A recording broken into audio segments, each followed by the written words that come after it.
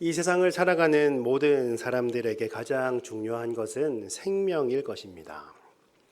이 생명, 목숨, 이것이 소중한 이유가 무엇인가 하면 누구에게나 하나뿐이기 때문입니다. 그런데 자신이 가지고 있는 신념이나 믿음이나 또한 다른 어떤 소중한 가치를 위해서 목숨까지도 아끼지 않았던 많은 분들의 사례를 우리는 종종 듣게 됩니다. 믿음을 위해서 순교를 당했던 수많은 믿음의 선배들의 모습들이 성경 말씀 가운데도 기록이 되어 있지요. 우리는 꼭 수천 년을 거슬러 올라간 과거 성경에서 순교를 당한 많은 사람들의 이야기까지 거슬러 올라가지는 않더라도 우리는 세상 가운데에서 숭고한 죽음을 맞이했던 사람들 이야기를 종종 찾아볼 수가 있습니다. 이 땅 가운데서도 그런 분들이 많이 계셨지요. 초대 한국교회를 섬기다가 순교하셨던 많은 선교사님들이 계셨고, 그리고 일제강점기 신사참배를 거부하다가 돌아가셨던 주기철 목사님이라던가 많은 한국교회의 신앙의 선배들이 있었습니다. 비교적 최근의 일을 떠올려 보면 21세기에서는 2001년도에 일본에서 지하철역에서 선로에 뛰어든 취객을 구하다가 목숨을 잃었던 고 이수연 씨라는 분이 계셨고, 그리고 더 최근으로 한번 눈을 돌려보면 천안함 침몰 당시에 동료들을 구하다가 목숨을 잃었던 고 한주호 준이라는 분도 계셨고, 세월호 침몰 당시에 학생들을 먼저 내보내고 배에 있는 여러 승객들을 구하려다가 목숨을 잃었던 많은 분들이 있었음을 우리는 또한 기억합니다. 수많은 화재 현상 가운데에서 사람들을 구하다가 순직을 당했던 많은 소방관들의 모습들도 우리는 알고 있고, 그리고 치열한 범죄 현장 가운데서도 다치거나 아니면 목숨을 잃었던 많은 경찰관들이라던가, 지금 이 시간에도 국방의 의무를 다하며 나라를 지키고 또한 때로는 그 일로 말미암아 목숨을 잃어버리는 귀한 영혼들이 있음을 우리는 종종 소식들을 듣게 됩니다.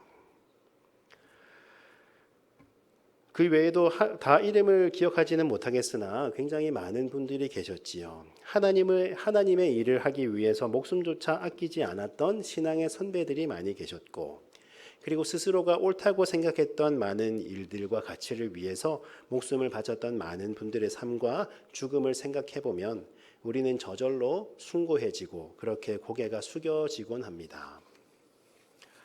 이분들의 많은 숭고한 죽음들을 폄하하는 것으로 들릴 수 있을 것 같아서 매우 조심스럽습니다마는, 사실은 이분들은 처음부터 죽기 위해서 그 일들을 행하신 것들은 아니었습니다. 선교사님들이 죽기 위해서 선교지로 간 것이 아니라 사실은 죽음을 각오하고서라도 가신 것이었지요. 이 사이에는 분명한 차이가 있습니다.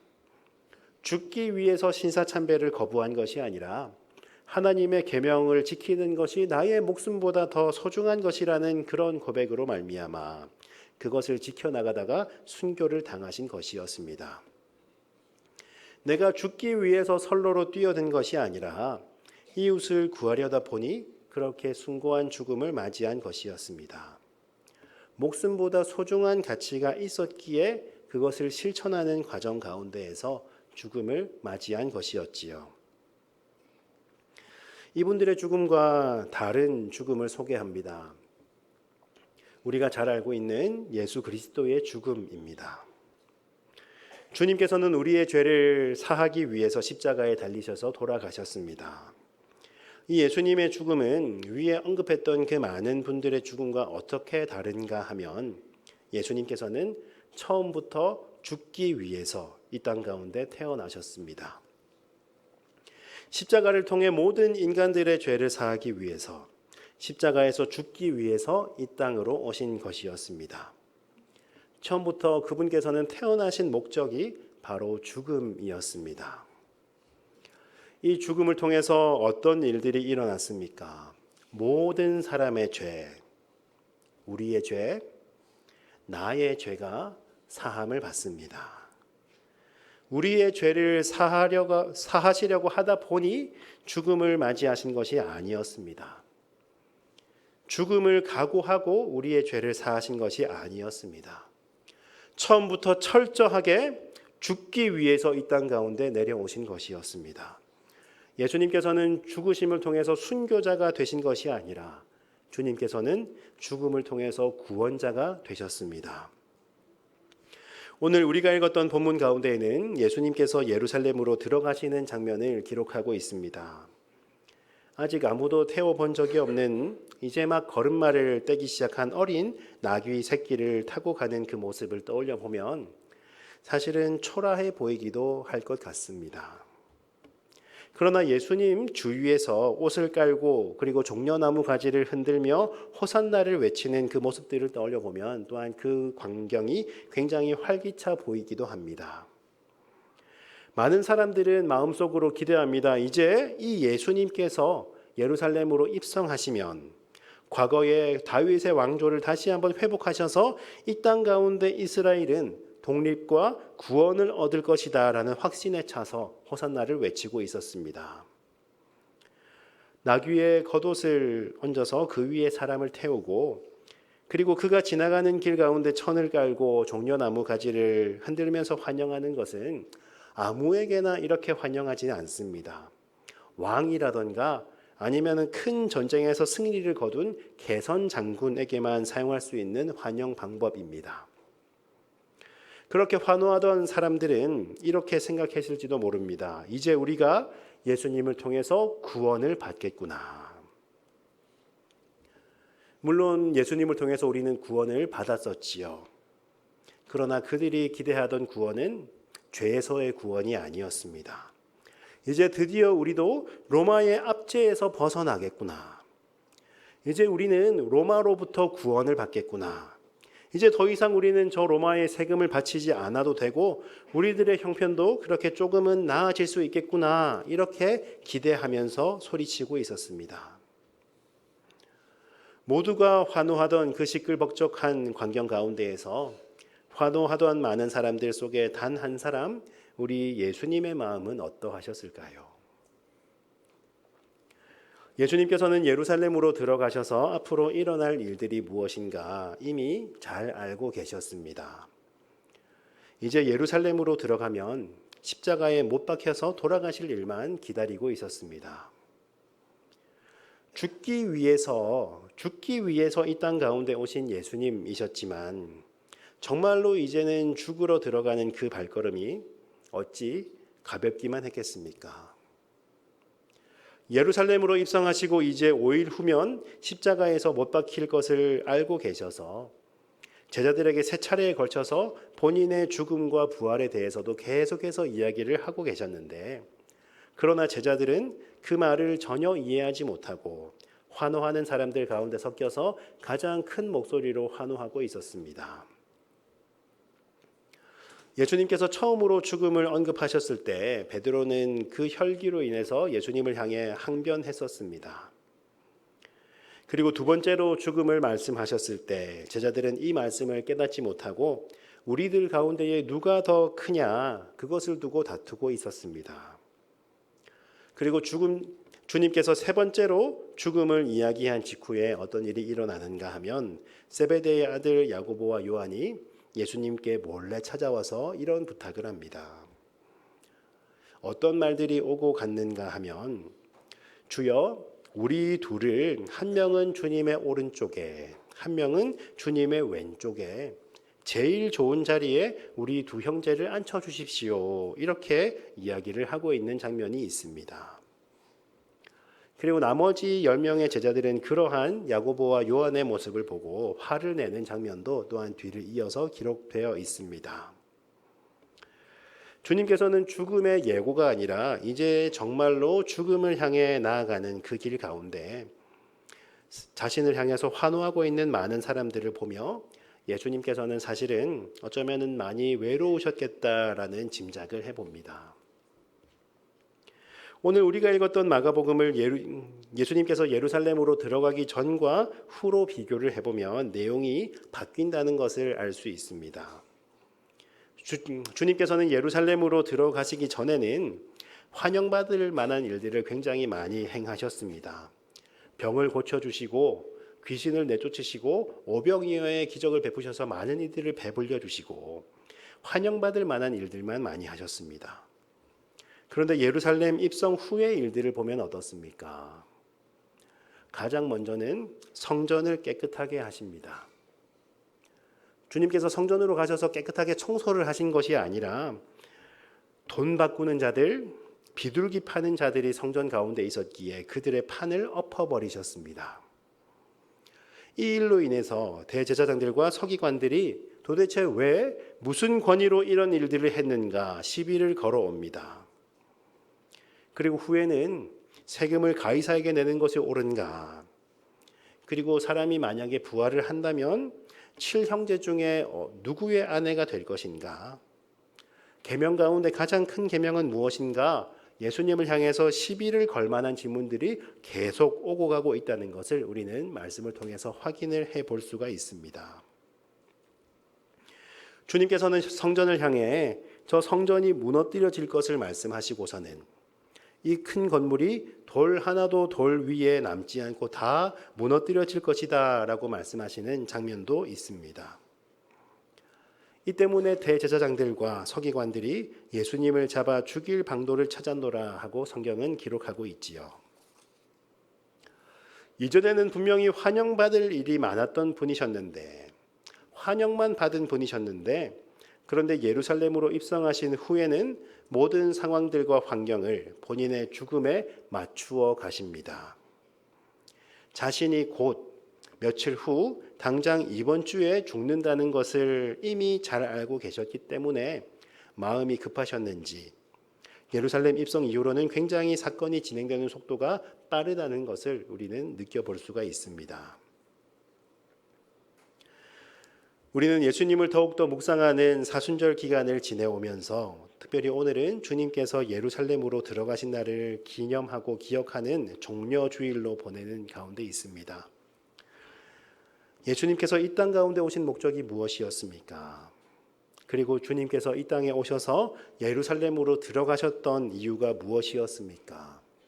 그 목적은 죽음이셨습니다.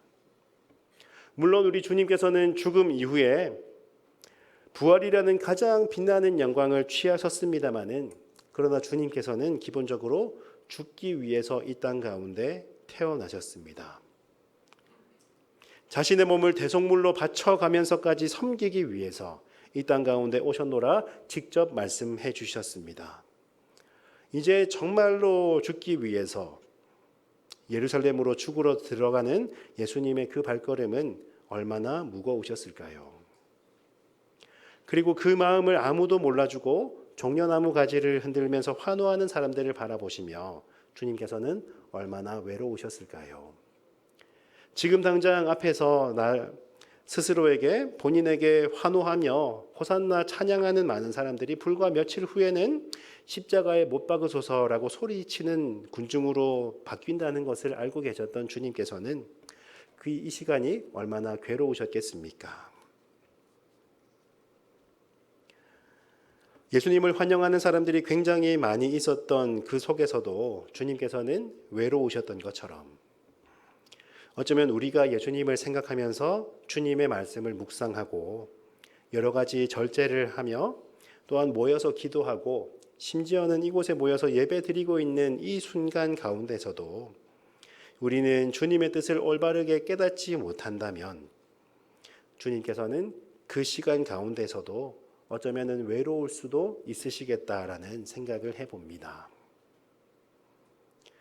구원자이시고 왕이신 예수님을 당장 나의 눈앞에 있는 로마의 압제로부터 구원할 로마로부터의 구원자라고만 이해하면서 다윗의 나라 이스라엘의 정통성을 다시 회복시켜줄 그 이스라엘의 땅, 이스라엘이라는 그 작은 나라, 그 나라의 왕으로만 인식했을 때 수많은 환호성과 찬양 소리에도 불구하고 너무나 외로우셨을 예수님의 모습처럼 어쩌면 이 자리 가운데서도 주님께서는 외롭고 쓸쓸한 채로 예배가 마쳐질지도 모르겠습니다. 우리가 하나님의 온전한 뜻을 발견하지 못한다면, 우리가 이 세상의 것만을 바라며 예배가 이대로 그쳐버린다면 우리는 그저 주님의 마음을 알지 못하고 주님의 마음을 속상하게 해드리는 그런 시간이 될지도 모릅니다. 우리 마음속에서도 예수님을 그저 우리의 소원을 들어줄 수 있는 슈퍼맨으로 여기고 있다면, 아니면 우리를 위험에서 벗어나게 해주실 어떠한 부적과도 같은 모습으로 우리는 예수님을 인식하고 있다면, 예수님은 우리를 향한 그 사랑이 짝사랑으로 그쳐버릴지도 모르겠습니다.